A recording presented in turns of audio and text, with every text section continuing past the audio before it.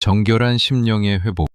거울 앞에 서서 얼굴에 묻은 작은 얼룩을 닦아내는 일은 그리 어렵지 않습니다. 그러나 우리 영혼의 깊은 구석에 소리 없이 쌓여가는 어둠의 침전물들을 닦아내는 일은 어찌 그리도 어려운 것입니까? 인간은 스스로를 교육하고 수양함으로써 도덕적인 인격을 수선할 수 있다고 믿곤 하지만 사실 우리는 무너진 마음의 파편을 스스로 다시 붙일 능력이 없는 존재들입니다. 철학자 파스칼은 인간의 위대함은 자신의 비참함을 아는 데 있다고 말했습니다. 내 안의 오염을 뼈저리게 자각하는 그 처절한 순간이야말로 하나님의 창조적 은총이 시작되는 지점이기도 합니다.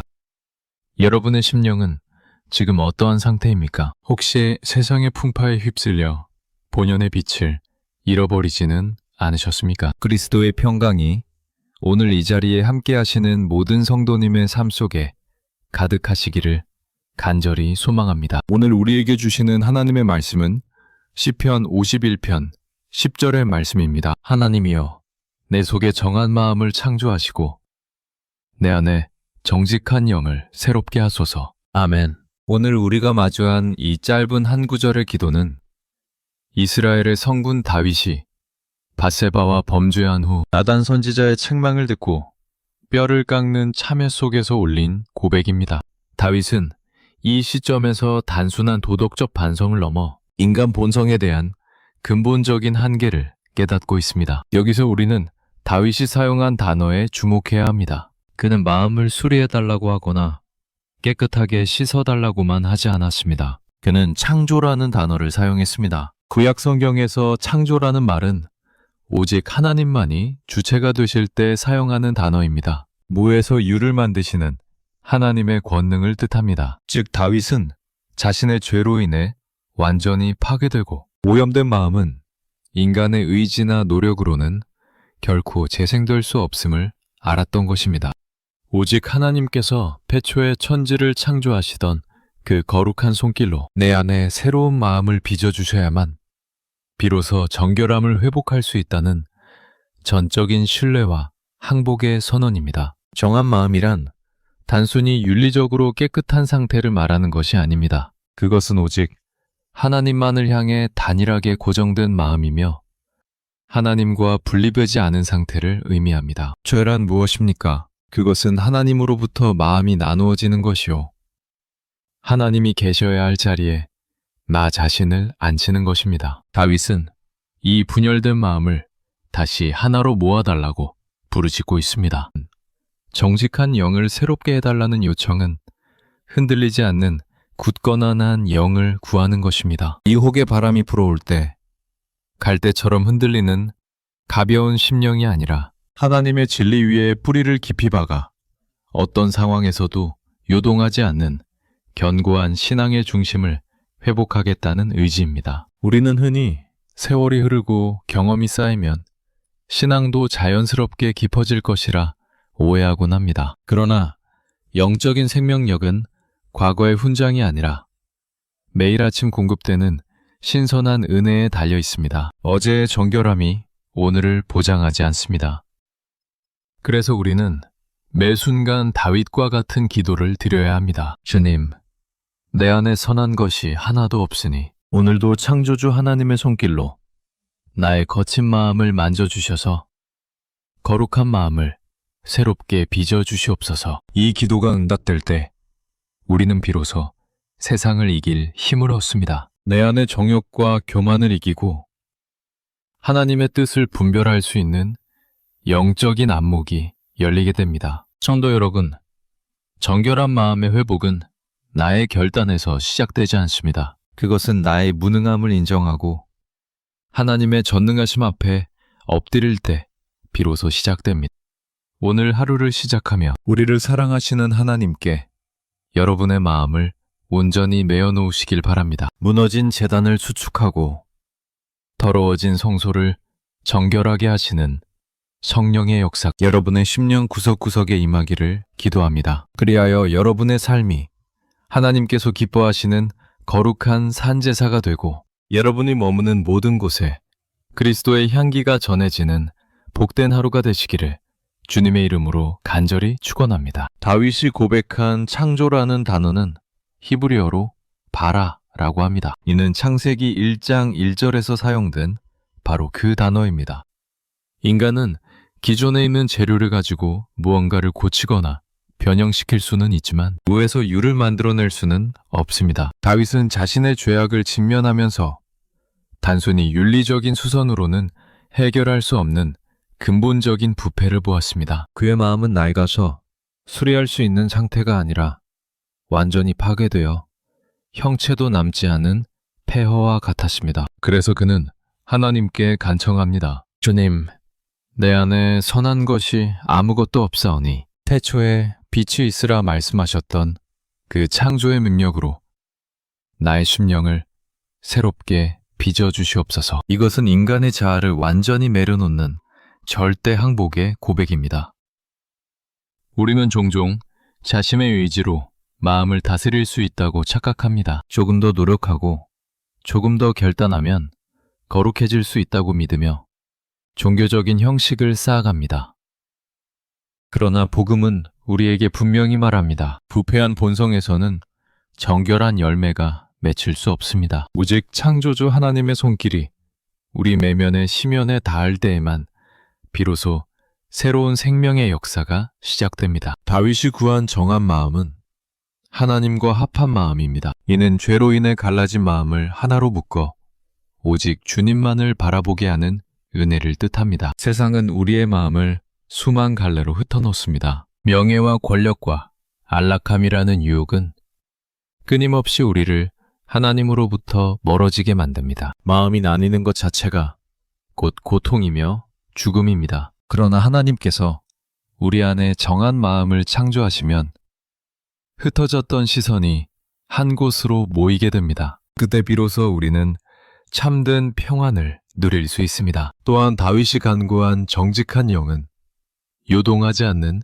굳건한 영입니다. 히브리적 의미에서 정직이란 기초가 든든하게 박혀 흔들리지 않는 상태를 말합니다. 우리의 믿음은 취약합니다. 작은 시험에도 뿌리채 흔들리고 감정의 변화에 따라 신앙의 고백이 뒤바뀌곤 합니다. 다윗은 자신의 연약함을 통감했습니다. 그래서 그는 변함없는 하나님의 성품을 닮은 견고한 영을 허락해달라고 부르짖은 것입니다. 이러한 회복은 매일 새롭게 부어주시는 성령의 기름 부으심이 있어야만 가능합니다. 이제 이 정결한 마음이 우리 삶에서 어떠한 변화를 일으키는지 더 깊은 은혜의 자리로 나아가 보겠습니다. 이러한 다윗의 절박한 간구는 유대인의 오래된 전승에 내려오는 어느 지혜로운 왕과 부서진 보석에 관한 이야기와 깊이 맞닿아 있습니다. 아주 먼 옛날 한 위대한 왕이 나라에서 가장 크고 찬란한 다이아몬드를 소유하고 있었습니다. 왕은 그 보석을 자신의 생명처럼 아꼈으나 어느 날 불의의 사고로 그 보석 중앙에 깊고 흉측한 금이 가고 말았습니다. 나라 안의 모든 세공사가 모여 머리를 맞댔지만 그 흠집을 없애려 깎아낼수록 보석의 가치는 떨어질 뿐이었습니다. 왕은 크게 상심하여 눈물을 흘렸습니다. 그때 한 지혜로운 장인이 왕 앞에 나와 말했습니다. 폐하, 제가 이 깨어진 보석을 이전보다 더 아름다운 예술품으로 만들어 올리겠습니다. 장인은 보석을 깎아내거나 억지로 메우려 하지 않았습니다. 대신 그는 그 깊게 패인 흠집을 줄기 삼아 그 위에 섬세하게 아름다운 장미꽃 한 송이를 조각하기 시작했습니다. 얼마 후 왕의 손에 들려진 것은 상처난 보석이 아니라 상처가 가장 아름다운 꽃으로 스며든 세상에 단 하나뿐인 걸작이었습니다. 다윗이 하나님께 부르짖은 창조의 역사도 이와 다르지 않습니다. 우리 인생에 깊게 파인 죄의 흉터와 부패한 본성은 인간의 수단으로는 결코 감출 수 없습니다. 하지만 하늘의 신령한 세공사이신 하나님께서는 우리의 그 처참한 폐허 위에 창조의 손길을 얹으십니다. 무에서 유를 만드시는 그분의 권능은 우리의 깨어진 마음을 재료 삼아 세상이 줄 수 없는 거룩한 평강의 꽃을 피워내십니다. 비들은 가르치기를 하나님께서는 세상의 모든 만물을 말씀으로 창조하셨지만 사람의 상한 심령만큼은 당신의 눈물과 사랑으로 다시 빚으신다고 했습니다. 다윗이 간구한 정한 마음은 바로 이러한 하나님의 전적인 개입을 뜻합니다. 스스로 거룩해지려는 교만한 노력을 멈추고 창조주의 손에 온전히 자신을 맡길 때 비로소 정직한 영의 단단한 기초가 놓이게 됩니다. 그것은 흔들리는 감정의 바다 위에 세운 모래선이 아니라 영원히 변치 않는 하나님의 언약 위에 세워진 견고한 성체와 같습니다. 이제 우리는 내 안에 부서진 조각들을 들고 그분 앞에 겸손히 엎드려야 합니다. 내 힘으로 수선하려 했던 모든 어리석은 결단들을 내려놓고 오직 주님의 창조적인 숨결이 내 영혼의 심연에 닿기를 간절히 기다려야 합니다. 그리할 때 비로소 죽었던 우리 영혼에 새로운 생명의 박동이 시작될 것입니다. 사랑하는 성도 여러분, 이제 우리는 이 거룩한 진리 앞에서 어떠한 삶의 자세를 가져야 하겠습니까? 내 인생의 깨어진 틈을 보며 절망하고 계십니까? 혹은 그 흉측한 상처를 가리기 위해 위선의 옷을 겹겹이 껴입고 있지는 않습니까? 다윗이 깨달았던 그 정한 마음의 비결은 바로 정직함에 있었습니다. 자신의 추함을 있는 그대로 하나님 앞에 내어놓을 때 비로소 창조의 역사는 시작됩니다. 오늘 여러분의 가정을 돌아보십시오. 부부 사이의 갈등과 부모 자녀 간의 깊은 골이 혹시 숨기고 싶은 흉터처럼 남아있지는 않습니까? 그 아픔을 인간적인 대화나 타협으로 해결하려 하지 마십시오. 오히려 그 상처를 하나님의 손에 맡겨보십시오. 주님께서 그 아픈 자리에 용서라는 이름의 장미를 조각하시도록 내어드려야 합니다. 내가 죽고 내 안에 그리스도가 사셔야만 비로소 가정의 파편들이 하나의 아름다운 걸작으로 거듭날 수 있습니다. 일터에서도 마찬가지입니다. 정직한 영이 새롭게 된다는 것은 단순히 도덕적인 결백을 의미하지 않습니다. 세상의 유혹과 타협하지 않는 단단한 중심을 갖는 것입니다. 남들이 보지 않는 곳에서 행하는 작은 업무 하나에도 창조주의 시선을 의식하십시오. 내 이익을 위해 타인의 가슴에 못을 박았던 지난날의 행적들이 떠오른다면 오늘 바로 그 자리가 회개의 제단이 되어야 합니다. 정직은 세상의 눈에는 손해처럼 보이나 사실은 하나님의 능력이 머무는 거룩한 통로입니다. 우리가 정직한 영을 소유할 때 우리의 일터는 하나님의 통치가 실현되는 성소가 될 것입니다. 또한 우리의 신앙생활을 깊이 점검해야 합니다. 매주일 습관적으로 드리는 예배 속에 진정한 통회와 자복이 있는지 스스로 물어야 합니다. 껍데기뿐인 경건의 모양을 버리고 알맹이 있는 신앙을 회복하십시오. 하나님은 우리의 완벽함을 원하시는 것이 아니라 상하고 통회하는 그 마음 자체를 기뻐하시는 제물로 받으십니다. 여러분의 영혼에 난 깊은 상처가 이제는 수치가 아니라 하나님의 은혜를 증명하는 찬란한 훈장이 되게 하십시오. 주님의 손길이 닿으면 그 어떤 절망적인 비극도 위대한 소망의 서사로 바뀝니다.